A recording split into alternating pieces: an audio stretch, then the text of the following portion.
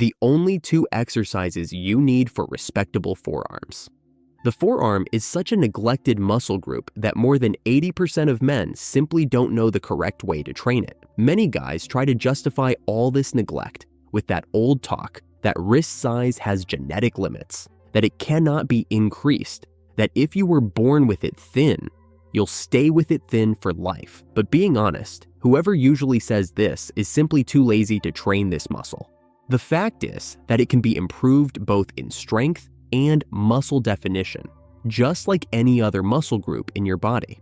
It's very common to see guys in the gym giving total priority to other muscles they consider more important, like chest, biceps, triceps, and abs, but completely neglecting the forearms. Whoever does this is missing a series of benefits, like increased grip strength, which improves your performance in practically all exercises that involve holding weight, prevention of wrist and elbow injuries, and the aesthetic balance of your arms as a whole. The forearms are muscles that are always on display, even when you wear a short-sleeved shirt.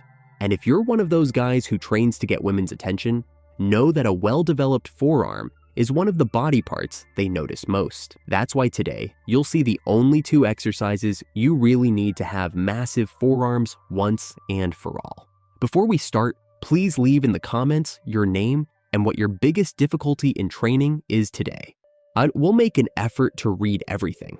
Exercise number 1, wrist extension. Wrist extension is, without a doubt, one of the most underestimated exercises in the entire gym. While everyone fights for the bench press or argues over the bicep dumbbells, this simple movement stays there, ignored by the vast majority. The exercise works directly the extensor muscles of the forearm, located in the upper and posterior part of the forearm, that region that goes from the elbow to the wrist when you keep your palm facing down. These muscles are responsible for raising the back of the hand toward the forearm and have a fundamental role both in the aesthetics and joint health of your arms. From a functional standpoint, the forearm extensors act in practically every movement you perform with your hands, from squeezing a bicycle brake to lifting a heavy box. In the training context, the strength of these muscles directly influences your ability to hold loads in exercises like rows, deadlifts, and compound pushing movements. But what many people don't know is that strengthening the wrist extensors has a direct relationship with the prevention of well-known injuries in the fitness world.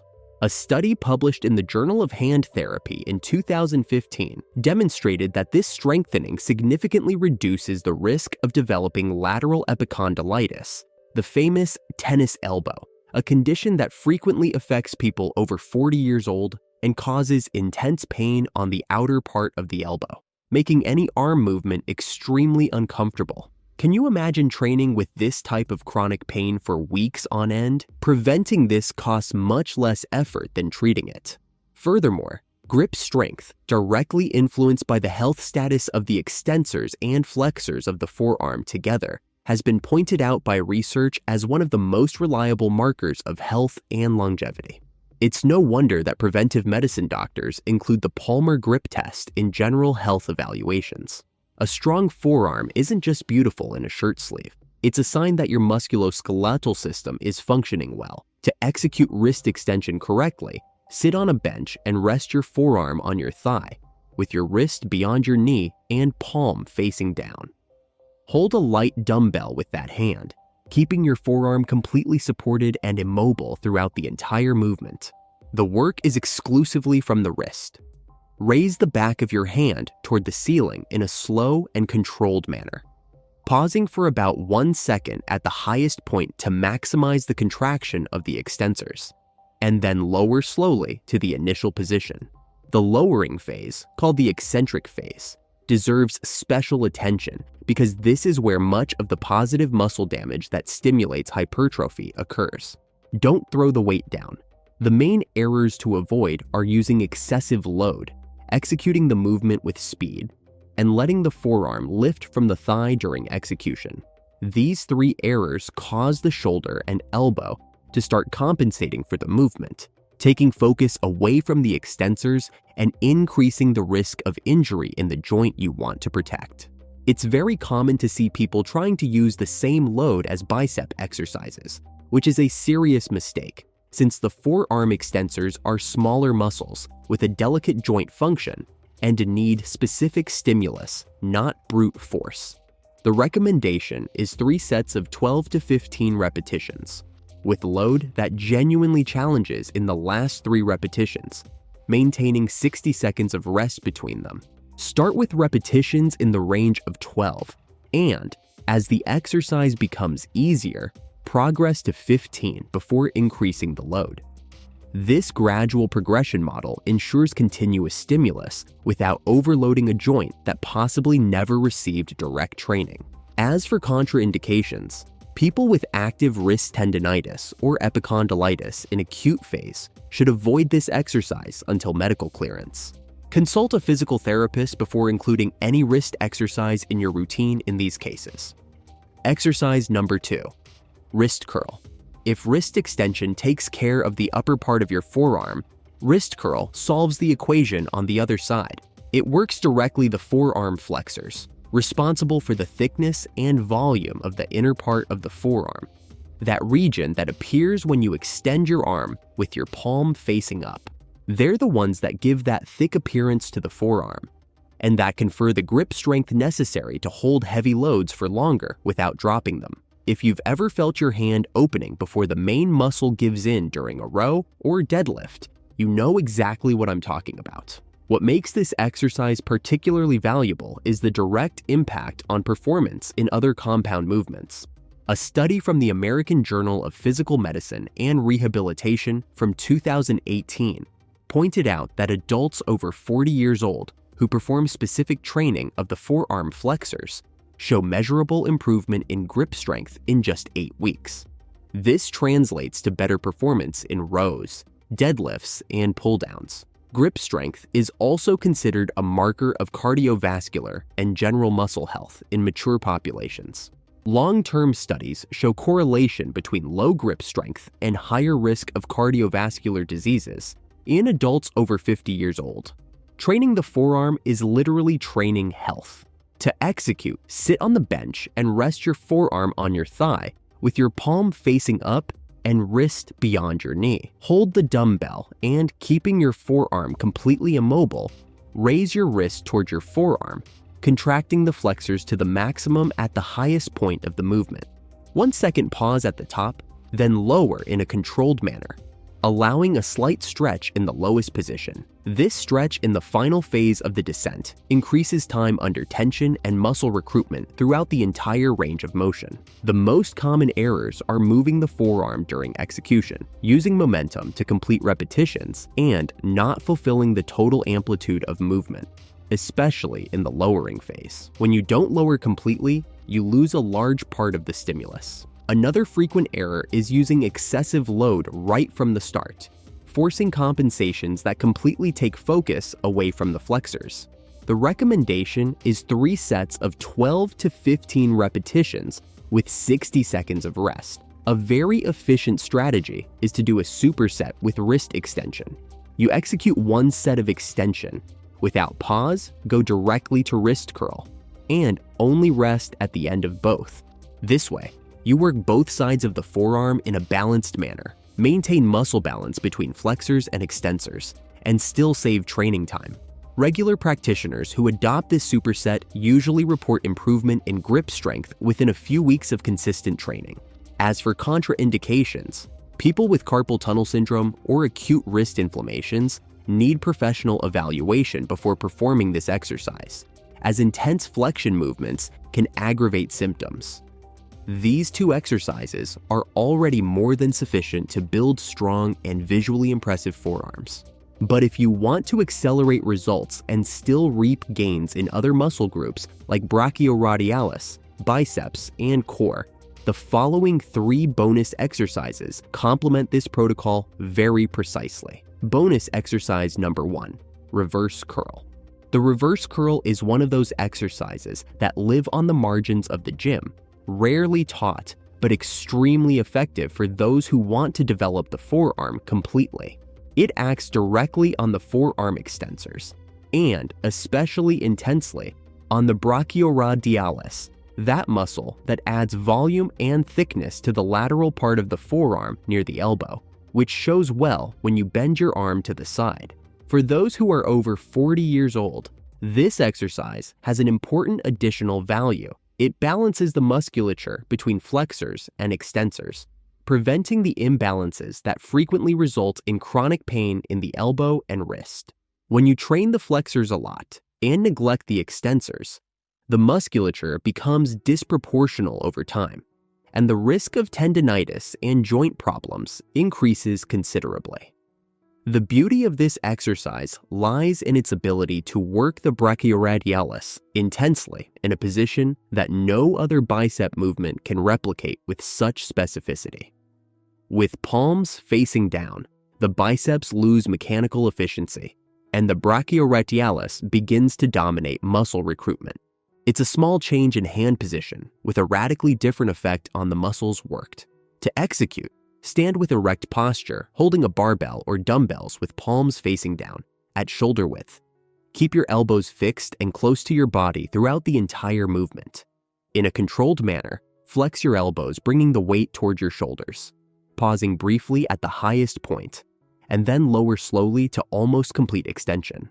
The controlled descent is fundamental, as the forearm extensors are being solicited in the eccentric phase, and this phase represents a considerable portion of the total hypertrophy stimulus.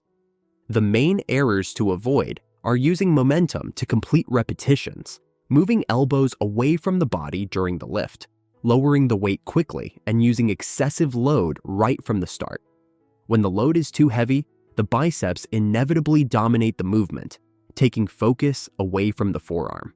A tip that makes a real difference is to perform this exercise ideally after having already worked the biceps, as partial bicep fatigue forces even greater forearm recruitment during execution.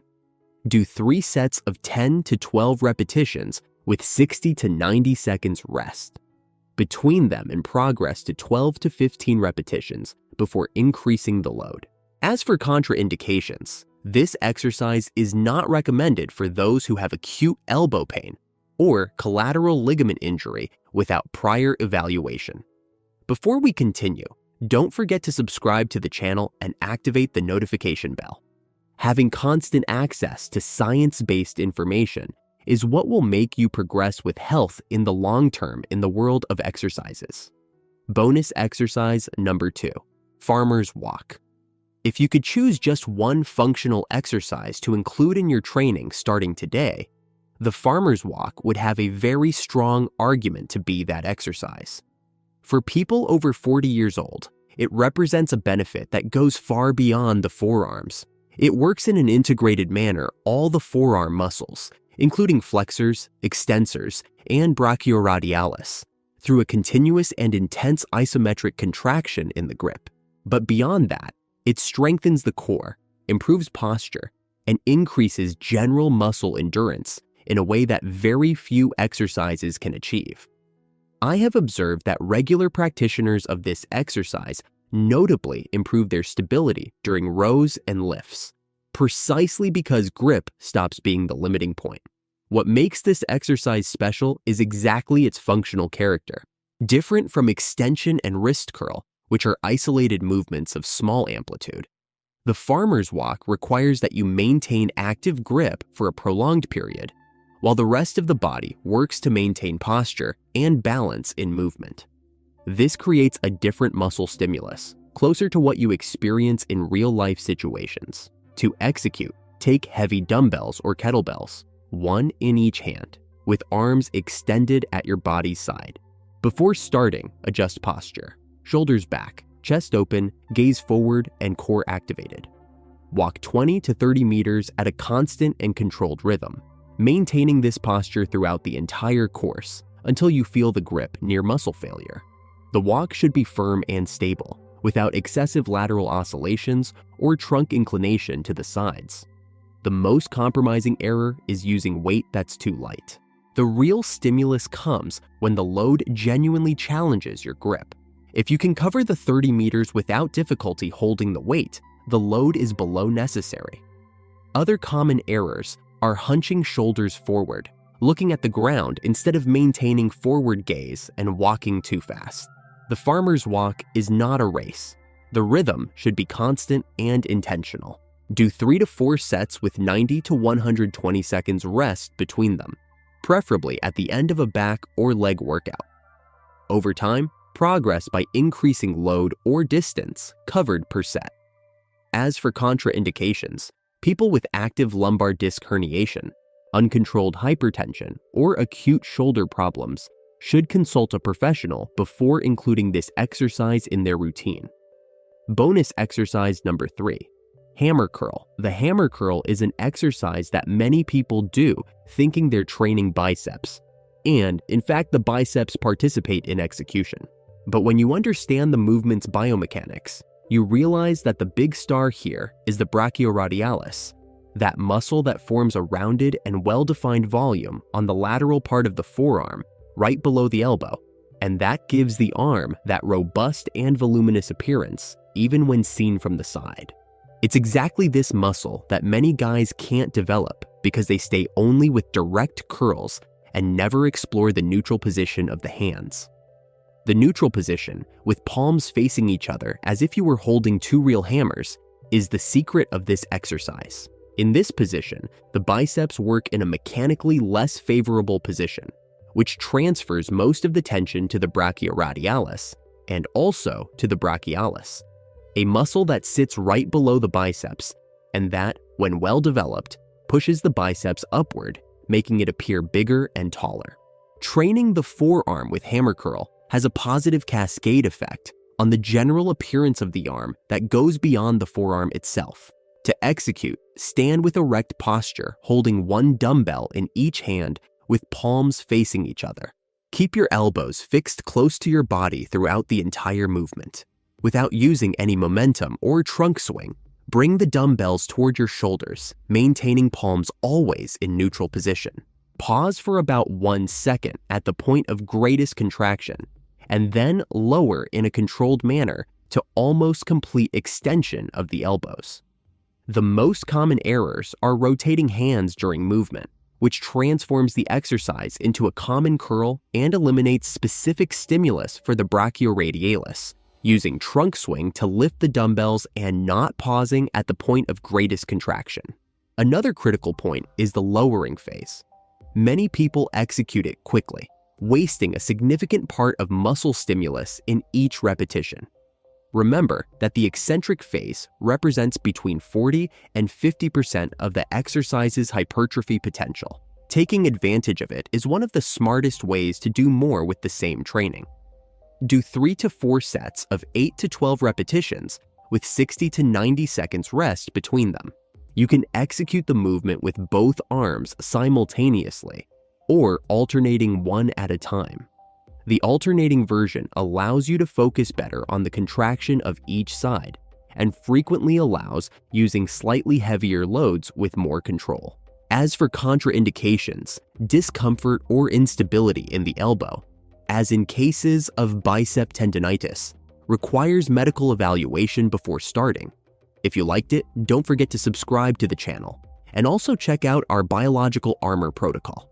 Thank you for watching until here, and may God bless you, my friend.